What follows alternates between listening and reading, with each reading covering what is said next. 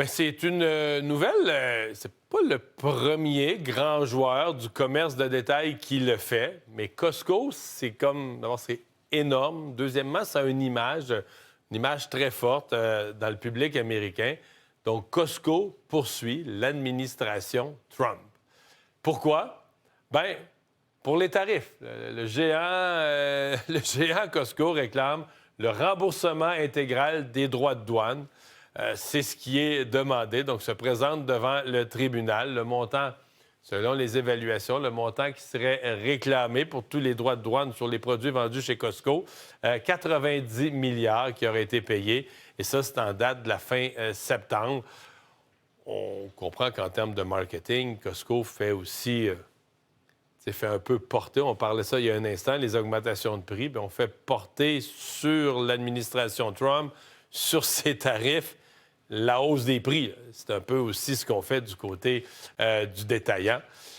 Maître Stephen L. Dreyfus, avocat, ancien procureur adjoint de New York, qui est avec nous. Bonjour. Bonjour. D'abord, est-ce qu'ils ont une cause? Est-ce qu'une telle cause, est-ce que tu peux poursuivre une administration pour sa politique tarifaire? Oui, mais effectivement, ils font ça devant la même cour qui a déjà décidé que les tarifs imposés par le président Trump étaient en excès de pouvoir et donc les a cassés. C'était confirmé en appel et dernièrement, il y a eu une audience de plaidoirie à la Cour suprême où plusieurs juges de la Cour suprême ont exprimé des doutes sérieux sur la validité de ces tarifs. Mais comme la décision de la Cour suprême ne sera pas rendue vraisemblablement avant le mois de juin, et comme le 15 décembre, les tarifs déjà acquittés par Costco deviendront finaux, alors là, ils sont obligés de porter plainte au civil et éventuellement de demander que la Cour interdise à la douane américaine de fixer leurs tarifs définitivement dans l'attente de la décision de la Cour suprême. C'est quand même des sommes, je voulais me dire, les ventes de Costco sont colossales, mais c'est quand même des sommes colossales qui sont en cause, là. Oui, effectivement, je ne sais pas d'où vient la somme que vous avez citée parce que j'ai regardé l'assignation et il ne mentionne pas, Costco ne mentionne pas le montant. Donc vous avez eu vos sources à vous différemment, mais quel que soit le montant, il y a un vrai doute et il y avait plusieurs procédures comme ça déjà lancées par d'autres commerçants, parce qu'il y a des doutes que même si la Cour suprême déclare que les tarifs sont illégaux, il ne serait pas possible que le gouvernement soit obligé de rembourser ce qui a déjà été payé. Et donc, il y a, à cause de ces doutes, que ces commerçants ont quand même porté plainte.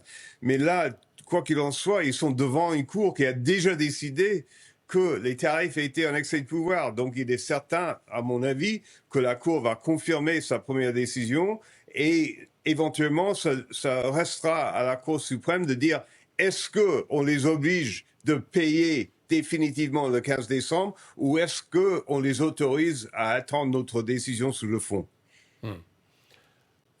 Est-ce qu'il y a aussi un aspect,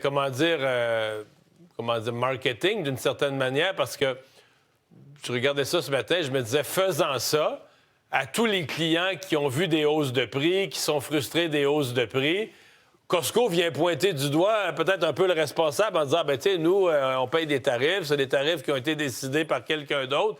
Est-ce qu'il peut y avoir aussi cette dimension-là dans l'annonce? Oui, et c'est à double tranchant parce que avant les élections d'il y a quelques semaines, qui ont montré une certaine faiblesse politique de Donald Trump ou des républicains dans les élections locales, peut-être Costco n'aurait pas osé On n'osait pas. mettre le blâme sur Donald Trump, mais là, ils ont pris la décision effectivement de transférer un peu la responsabilité de leur prix sur l'administration. Je ne suis pas commentateur politique, mais vous pouvez en tirer les conclusions que vous plaisez. Oui. C'est une cause, advenant que cette cause aille jusqu'au bout, c'est une cause qui pourrait passer beaucoup de temps devant les tribunaux? Oui, mais enfin, il y aura une première décision parce qu'ils vont, avant le 15 décembre, Costco va certainement déposer une motion cherchant une injonction préliminaire pour que ces obligations tarifaires ne soient pas fixées le 15 décembre comme prévu actuellement. Donc, il y aura une première décision et ensuite, il y aura une série d'appels certainement jusqu'à la Cour suprême. Maître Dreyfus, merci de nous avoir parlé. Merci à vous. Au revoir. Bonne journée.